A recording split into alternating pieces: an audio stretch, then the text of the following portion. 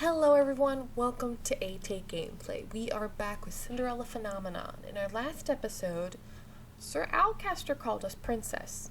Now remember, the only people who know who she is would be either the people who are cursed or witches.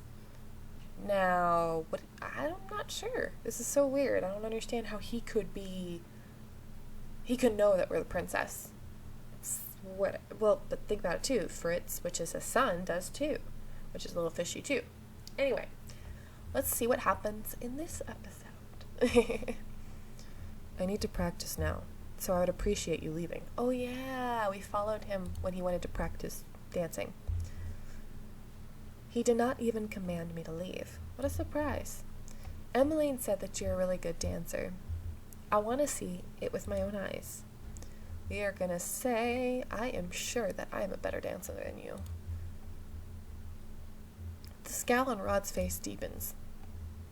I almost smirk. Maybe he is reluctant to show me, but Rod is also full of pride. He's more likely to show me if I pose a challenge.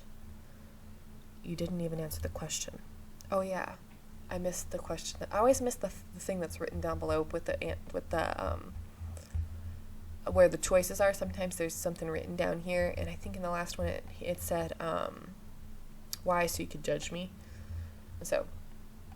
And are you underestimating my dancing? The others may have forgotten, but you still remember, do you not? I am a princess and was taught by the kingdom's best instructor.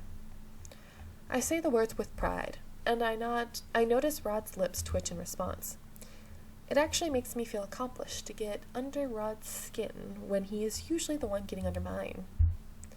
Having the best instructor does not automatically make you the best dancer. I am pretty confident with my own skills. Say what you want, but I will refuse to believe you without any proof. I still say that I am a better dancer than you are. Rod steps forward and pulls me suddenly into his arms. Oh. Taking me by surprise. He looks at me clearly determined. Fine then. You'll have your proof. I'll make you swallow those words with this dance. We shall see. Rod starts leading the dance. He glides us into an imaginary rhythm of waltz. Even without the music, I am able to count the steps in my head and follow his lead. This is different from the short dance we showed Emmeline. Rod's movements are graceful. His touch gentle as he leads me to an underarm twirl. Aw, look. I like little Sebby too is peeking over. When I come to face him once again, I notice the gentle way he stares at me. The usual hardness of his expression is gone, melted into something relaxed. I find myself staring back at him, looking into his eyes. Perhaps Rod does have some gentleness to him. Our gaze does not break as he twirls me. You have beautiful eyes. Oh. That was unexpected. Rod's eyes widen as soon as mine do. He abruptly lets go of my hands and steps back. I can only stare at him. My face warm. Oh, he's got red. He's really blushing again. It wasn't me this time. That was more than just a thought, I swear. Rod says nothing, though his cheeks continue to darken with embarrassment. Oh my. Rod and I turn to look at Emmeline, who's hovering by the door. Excuse me. Rod quickly walks through the doorway and out into the hallway, leaving Emmeline and I alone in the room. What just happened? Oh, we are even blushing. Look at that. That was a wonderful dance, Lucette. You were watching?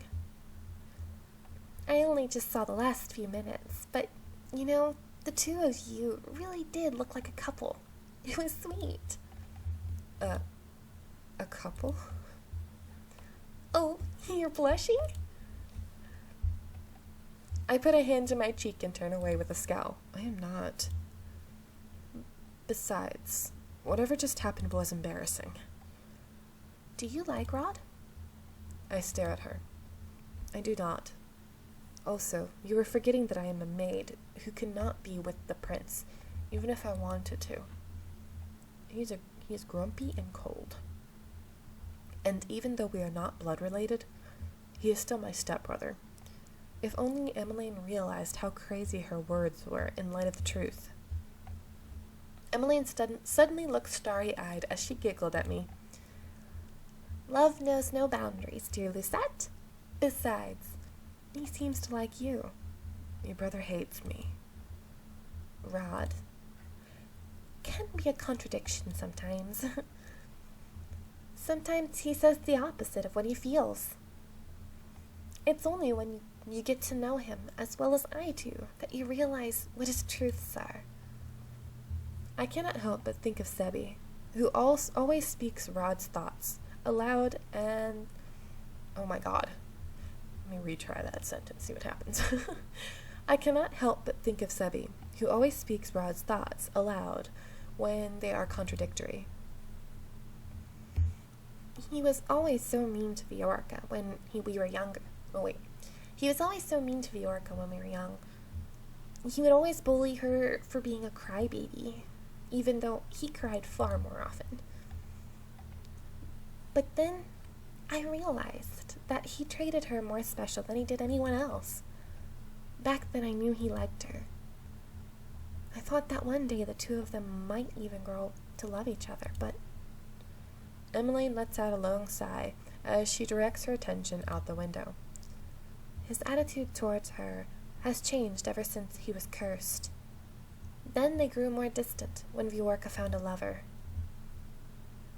Is that the reason why you have been going to the toy shop with Prince Rod? Because you want to bring them back together? Emmeline nods. The three of us were best friends, the three musketeers. It's not the same without Rod. I keep on asking him what's wrong, but he refuses to tell me. He's always been stubborn, but it's not like him to keep secrets. It's really frustrating because I have no idea what I should do to help him. I thought he was just being stubborn with me, but apparently no amount of prodding, even from his own family, will make him budge. Why is he being so difficult? Sorry, I had a little hiccup there. I hope you do not mind me asking, but what do you know about his curse? Emmeline stares at me for a few moments before nodding. You are my friend, Lucette, and I know that I can confide in you. I know that sometimes I am not trusting enough, but I think Emmeline is still far too trusting.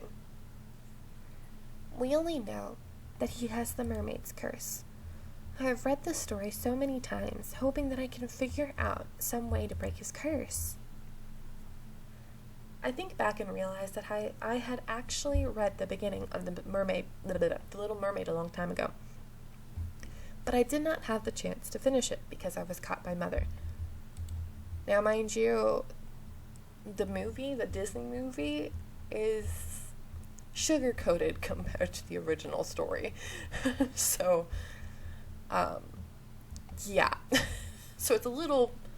I don't remember what exactly happens in the original. I think you'll hear it in this story, but it's not the sugar-sweet one.